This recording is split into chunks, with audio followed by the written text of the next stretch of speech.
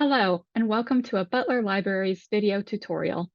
In this video, we will discuss timing guidelines for a research assignment. Students should watch this video to learn how to calculate the time involved in each step of a research assignment in order to complete the assignment within the specified time frame. In this video, I'll be using a research paper as an example, but know that you can apply this guideline to other types of research assignments. Also, each person and assignment are different, so these are just guidelines. You may find that you need to adjust it for your personal style or for your specific assignment. That is totally fine. It's your assignment. You need to do what's best for you. Let's start off by discussing general numbers when thinking about how much time you'll likely need to invest in producing a thoughtful, fully researched, well-written college-level research project. You'll see on the left-hand side here, we've got activity, and these are broken into three activity types of research and reading, organizing, and writing and revising. And then you'll see across the top here, we have three different types of assignments of short, which is about 2 to 3 pages, long, 10 pages, and thesis. Now, thesis is master level work for those seeking advanced degrees. Thesis papers are long, ranging from 40 to 80 plus pages. You will not be asked to do that level of work here at Butler, but I included it in the table just for informational purposes. Now, for a short assignment, you should estimate to spend about a week doing your research and reading, a day organizing, and 4 days writing and revising. For a long assignment, you should plan to spend about 2 to 3 weeks researching and reading, 3 to 5 days organizing, and 1 to 2 weeks writing and revising. Now let's look at the steps to complete a research assignment and break them down by time. If you watched the Researching 101 Part 1 video, you'll recognize the steps from the research process introduced there, folded into these steps. So step 1 is to understand the assignment. Plan for this to take about 8% of your time.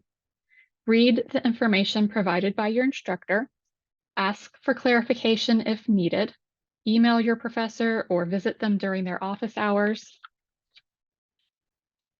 From the research process, this is where define the topic and narrow the topic would fit in. Step 2 is draft a research question and develop a working thesis statement. Plan for this to take about 7% of your time. From the research process video, this is where gather background information, create your research question, and develop a working thesis statement fall. Step 3 is find your sources. Plan for this to take about 20% of your time. This includes searching for and finding different sources. Step 4 is read and evaluate your sources. So plan for this to take about 25% of your time. This includes evaluating and citing sources from the research process. Step 5 is organize your thoughts and information. Plan for this to take about 5% of your time. Often this begins to happen in your head during the earlier steps, but now is the time to get it a little more formalized. This can take many forms. Again, find something that works for you. Make a diagram or flowchart, organize note cards, write an outline, talk through your main points with someone. Step 6 is where you write your first draft.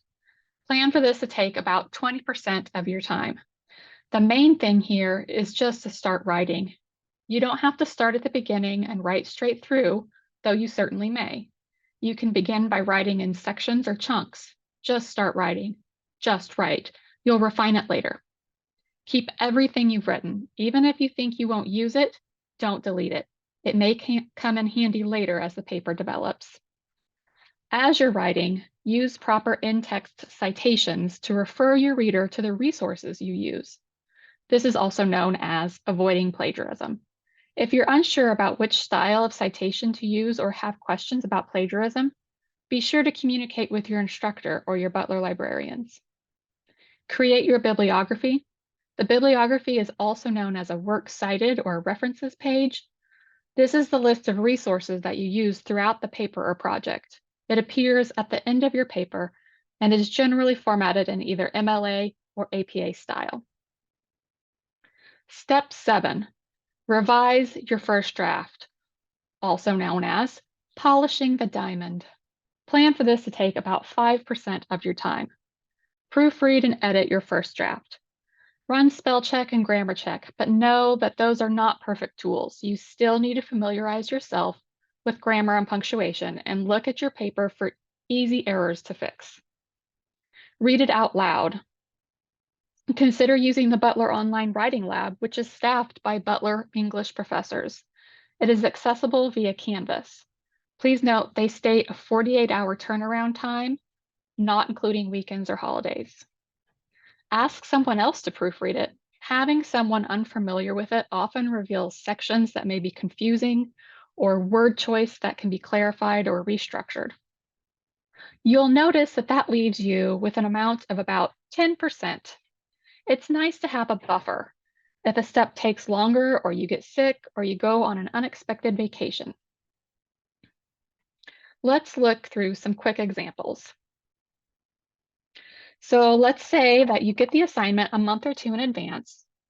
You would want to count the working days before the due date. If you know you'll be on vacation or you don't want to work on it on a particular day, leave those out of the count.